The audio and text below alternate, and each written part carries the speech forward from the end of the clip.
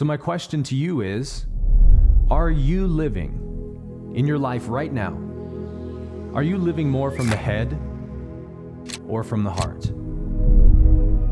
The head, the mind, the ego, has its own programming, right? That's always trying to pull you down into it.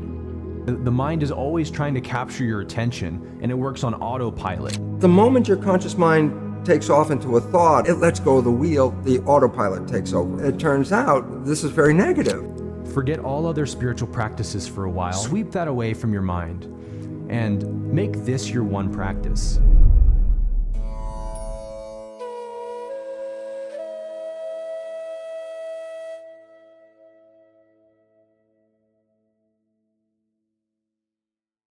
One of the obstacles to living from the heart is we think, well, I won't be as efficient living from the heart. My work life will suffer. My relationships will suffer because I'll be so focused on just being loving, that I won't do the practical things. That's one criticism you'll hear the ego say. And so I want to dispel that for you as well, that the mind does not stop working when we're living from the heart. You can still work, you can still do every daily task you normally do while you're living from the heart. The difference is the mind comes into the heart's jurisdiction. You see that? The mind is now under a new jurisdiction, a new law form, which is the law of love. So when you're living from heart-based consciousness, you're essentially making the mind operate from heart-based consciousness. You're making the mind obey the laws of love. When the mind is in the heart, we call that mind-heart coherence, the I am state. When you're living from the heart, the mind still works and functions and does all the things, but now the mind is unable to violate love. Does that make sense? When you're living from the mind alone, without the heart, when you're only operating here without anything here, then the mind will violate love all day long because it's the dividing mind, it's the judging mind, it's the separate self. So it's going to violate the laws of love all the time. So what we want to do is we're not trying to shut off the mind and nuke it and destroy it. We're trying to pull it into the heart and make it have a new place of residence, right? To get the mind into the heart and permanently live from the heart. So living from the heart in this way accelerates the spiritual path tenfold, and it enhances your practical daily living tenfold, because the heart is simply more intelligent. The heart is simply more tapped in to the present moment. When you're living from the mind only, you're judging every moment and labeling things, and the mind's trying to figure it all out. The mind's trying to work out what they mean, what they said, what I should say, what's really happening here.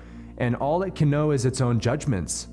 So we most often are missing what's really happening in this moment. For example, when you're not living from heart-based consciousness and someone comes to you with a complaint or something, maybe like a criticism of you, you're only able to hear the criticism and take it personally and then respond to try and defend yourself. You're not able to perceive the underlying energy they're coming from, which is, maybe they really want to be connected with you. Maybe it's your child, a friend, your spouse, your parents. Someone has a grievance with you they're trying to talk through, and you're just too busy getting offended. You can't get down into the heart and feel the energy from where they're coming from. But when you are living from the heart, you're not up on the surface level judging the words being spoken and things like that. You're perceiving in a dimension of information behind those words, right? You're tapped into the energy field this person's coming from, and so you can actually sense, wow, this person really wants to connect with me. They want intimacy with me, but they feel a block here. They feel like there's a separateness here, and they're trying to work through it. And so then you're able to meet them there from the heart. Right? These are the ways that the heart is far more intelligent and efficient and effective than the mind is. So again, we're still using the mind there to interpret information, but it's being endowed with the energy of the heart now, and it's forced to obey love's laws, meaning now the mind can't attack this person or demote them or make them inferior. It can't do any of that stuff anymore when it's forced to live from the heart. And as it is living from the heart day by day, moment by moment, even the ego begins to surrender to love. That's what the verse means that says, every knee will bow, every tongue will confess that you alone are God. It's like this idea that when love is really seen, when God is seen, God is love, in its true magnificence, it is irresistible to everyone. Every knee must bow, every tongue must confess. Love is the highest way. Love is the highest that there is. Love is the reason for it all. Even the ego admits that. And so the ego, at the very end of the spiritual path, willingly surrenders itself to be swallowed by the heart. And that is very much how you feel inside as you're practicing devotion. I'm not going to pretend that it's a path that comes with no challenge or trepidation, because as I said in the beginning, practicing devotion definitely will trigger the ego, and the ego will definitely put up a fight. But again, your job isn't to fight the ego and to improve those thoughts and correct. Your job is just to remember love and remain as love. So whatever thoughts aren't loving, you forgive them and you let them go. I'm just here to be a servant of love.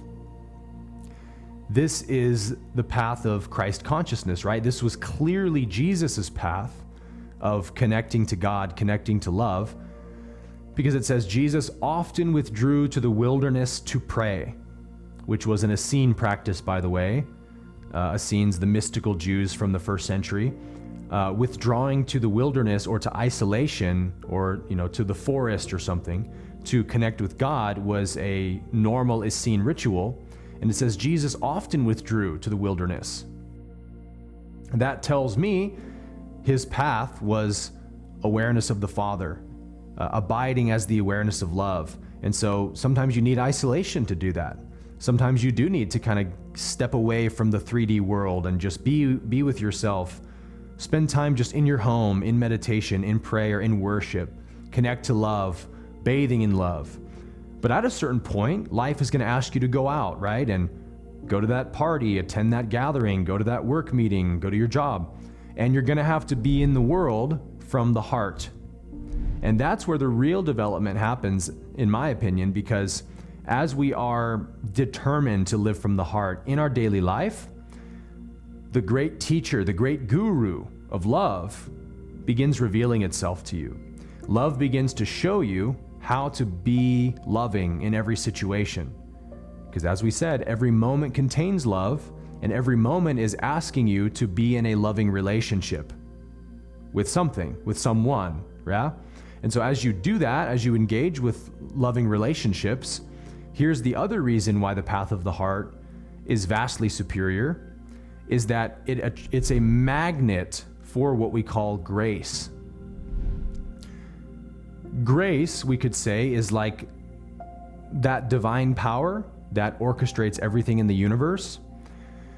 Truly, your path is being lived for you, right, by the divine mind. Everything is happening by God's power alone, even your own spiritual development, even the thoughts of your ego, right? There's just one energy acting in the universe, and that's the God energy. But whether that God energy acts towards separateness or unity depends on how we choose to use the God energy. So when we choose to remain ignorant of the God energy, ignorant of love, living from separateness, then we begin to use the God energy to build up the ego, to make a bigger, stronger ego. And that's the third density consciousness. But nevertheless, there's just one energy in the universe, and it will act however it's qualified to act. So when you begin a path of devotion, saying, now I just have one practice, I abandon everything else but this one practice, I will remember love in every moment today. I will make sure that I only respond from love today. I may feel things that aren't loving necessarily. I may get triggered to anger, but if it is my singular goal, just like somebody who's training to be in the Olympics or something, all they do all day, all they think about all day is their training, their discipline. If your training is this, then when that anger does arise, you immediately take a few deep breaths and go, okay, we've got an obstacle to love that wants to come up. How does love want to handle this? And forgiveness, acceptance, it's okay to feel angry in my body, all those things we do. And then you ask the important question, how does love want to flow through me now? How does love want to act through me now? And then you do that instead, right? You make sure that although you may feel unloving energies, and that's fine, you make sure that unloving energies are not any longer allowed to act through you. Meaning you don't allow that anger to use your body to judge someone, verbally criticize someone, abuse someone, hurt someone. You don't let those energies do that anymore. You let them be in your body, but you're a disciple of love now. So your only question is, yeah, but what does love want me to do? Oh, but I'm so angry, I can't believe they said that. Yes, but how does love want me to respond? It literally becomes a more interesting question to you than, what does my ego want to say to prove my point here? What does my ego want me to say to show that I'm right? That becomes like boring and uninteresting at a certain point. Been there, done that. Doesn't lead to happiness, doesn't help, doesn't facilitate connection. I'm more interested in what love wants to do. When that's your attitude, you guys, you become a magnet for grace. Meaning, when love is your intention, you are qualifying the God energy in you towards that end. Meaning, the universe will begin attracting to you more synchronicities to open your heart, more moments and experiences to open your heart, more aligned relationships that help you anchor in your heart. You'll start attracting friendships with people that are maybe even more advanced on the spiritual path than you, that you can benefit from their energy and their wisdom. You begin attracting connections with communities that help you live from the heart. You begin seeing everything through the lens of love much more naturally. It's like there's a divine grace that has now saturated you, that is really doing all the work for you. It's opening every door. It's closing every door that's not loving. This is the power of grace, right? We want to invite grace to live us. We want to invite grace to do our ascension for us. We don't want to be the doer that's trying to ascend on our own. That's self-improvement. In devotion, we say, oh, God, that's right. It's all you. It's all you and your love. So just give me more love today, and love will do everything else. Love will raise me to the highest chakra. Love will cleanse my awareness of all separateness. Love will heal my heart from past traumas. Love is the only answer. Love is the center of it all, right? I am is the center of it all. The whole universe, you guys, is contained inside of the words, I am. I am is the infinite ocean of love.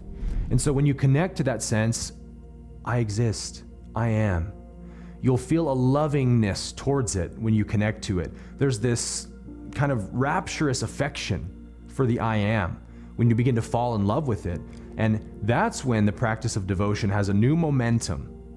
As I said in the beginning, it's the hardest to connect to this practice because you're bumping into the most ego resistance. So it's almost as if you need one strong effort at the beginning of this practice for 1 month, for 30 days. Maybe you set your phone alarm to every hour. Put whatever affirmation you need. Remember love, remember I am, connect to presence, whatever it is, right? But what helps you anchor yourself in the heart? Put that on your phone every hour, on the hour. If you need to do this literally with technology to remind you, you can do that because you just need to start off with some inertia. And very soon, love begins to prove itself to you. Love begins to prove to you that it really is a better way, that the heart's way really is better. And the more you prove it to yourself, the easier and easier it is. Meaning that new gravity I talked about, the gravity of the heart, just begins pulling you and pulling you. You realize, I couldn't leave this at this point even if I wanted to. Even if I got scared and I was like, whoa, this love thing is actually kind of terrifying. I'm going to go back to ego consciousness and let me go back to partying, bars and weekends, sex, drugs, rock and roll. Let me forget about love. You would never be able to. It's too late. You've already been shot with Cupid's arrow, right? You would be pulled back to the heart no matter what. that the heart's gravity is too great. It'll let you wander, yes. The heart will let you wander away like the prodigal son, but that sweet remembrance of how gentle the heart's way is, of how beautiful love is, of how completely satisfying love is like a splinter in your mind you can't forget. You can't get it out. It's always there. Love is better. Love is better than this. And so you'll just fall back prostrated at love's feet again. Please take me back. I'll be your devotee again this time. And love says, of course, my child, I'm always here. And you devote yourself to love again. You can't run away from it.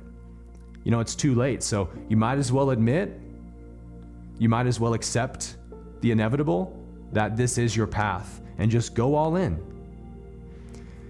And so I wanted to actually share with you guys a couple of verses from the Psalms. Psalms is very much like the book of devotion in the Bible. And there's a certain translation called the Passion Translation that I really, really love. And I loved it as a Christian as well, actually. But back then I didn't have the ability to see just how good it was, I think. I read it now and I'm like, wow, whoever wrote this translation of the Bible, the Passion Translation, is super tapped in. So I'll show you what I mean. This is Psalms 1, so this is the very opening of the book of Psalms. And this is the Passion Translation. What delight comes to the one who follows God's ways? He won't walk in step with the wicked, nor share the sinner's way, nor be found sitting in the scorner's seat. So that means judging others or mocking others. His passion is to remain true to the word of I am, meditating day and night on the true revelation of light. He will be standing firm like a flourishing tree planted by God's design, deeply rooted by the brooks of bliss, bearing fruit in every season of life. He is never dry, never fainting, ever blessed, ever prosperous. Does that sound good to anybody? Anybody want some of that? What an amazing description of heart-based consciousness. That's all that's a description of, you guys. That's what it is to live from the heart, to live from devotion. Your life becomes an outcry of worship to God, worship to love, worship of reality, of truth, of isness. You're just in love with reality. You're like a tree planted by a river stream, always being fed the waters of life. That's what love is. You don't want anything else. I promise you. You just maybe haven't realized you don't. And so devotion is a way of realizing that love is all I want. But I promise you it's all you want, because can you read that passage and tell me you're not interested in that? I bet you can't. I bet no matter where you are on your spiritual path, that sounded really good to you. Ask yourself why. Why does that sound so enticing? Because that's the way of the heart. That's my true nature, is to live in that state. Then I have Psalm 103. I love this verse so much. I'm actually going to read, so let me read you the New King James Version of this, and then I'll read you the Passion Translation, because I want you to see how much the Passion Translation really opens up what's being said in a more mystical way. So Psalm 103 in the New King James says, "Bless the Lord, O my soul, and all that is within me. Bless his holy name. Bless the Lord, O my soul, and forget not all his benefits, who forgives all your iniquities, who heals all your diseases, who redeems your life from destruction, who crowns you with loving kindness and tender mercies, who satisfies your mouth with good things, so that your youth is renewed like the eagles." That's Psalm 103. Here it is in the Passion. Ready? "With my whole heart, with my whole life, and with my innermost being, I bow in wonder and love before you, the holy God. Yahweh, you are my soul's celebration. How could I ever forget the miracles of kindness that you've done for me? You kissed my heart with forgiveness. in spite of all that I've done. You've healed me inside and out from every disease. You've rescued me from hell and saved my life. You've crowned me with love and mercy. You satisfy my every desire with good things. You have supercharged my life so that I soar again like a flying eagle in the sky. What if you just woke up and prayed that prayer? What if you woke up and remembered that? You think you'd live in the heart pretty easily? I bet you probably would. So we have one spiritual practice, you guys, for fourth density ascension. Allow the heart to swallow you in this way. Allow the heart to capture you with those words. Allow those words to lead you to a deeper dimension of being. So my encouragement for you is this. Forget all other spiritual practices for a while. We've been talking about becoming the creator, requalifying thoughts. Those things will go on in the midst of your devotion, because part of devotion is being devoted to healing your mind from unloving thoughts. So if an unloving thought appears, devotion will correct it. But get rid of the idea that you're correcting thoughts and improving yourself. Sweep that away from your mind and make this your one practice. Remember God's love over and over, especially when you're overwhelmed, especially when you feel anxious, when you feel angry, when you feel sad, shameful. Especially in those moments, remember, love is all I really seek right now. This anger is really seeking love. This anxiety, it's really just seeking love. This sadness, this grief, it's just a cry for love. Make that your practice. Because love is connected to everything in every moment. It's connected to every thought. Love is connected to everything. Love is omnipresent, right? And so as you abide in the heart, more than the mind, as more often you're anchored here, what does love want? What does love want? What is love doing in this moment? I only do what I see love doing. I only say what I hear love saying.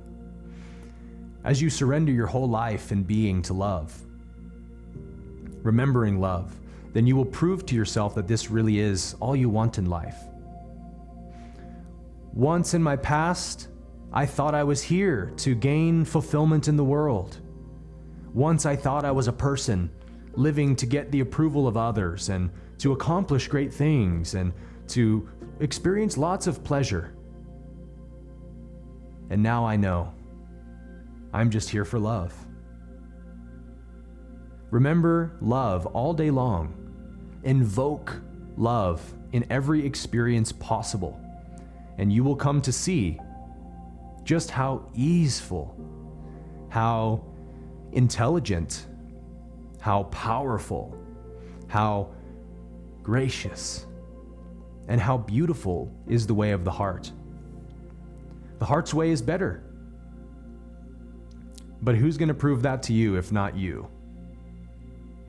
Who's gonna force that mind to rest in the heart?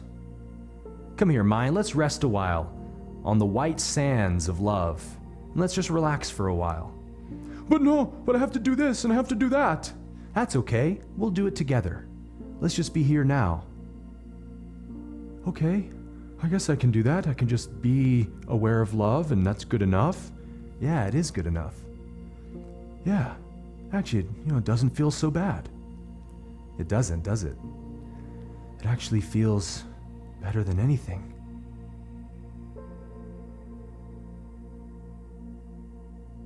Now the mind is quiet. Now the mind doesn't want to go back up there. Now the mind says, I can actually do everything from in here. Yes, with much more available energy, with much more connectedness, with much more intelligence, and most importantly, with much more happiness and peace.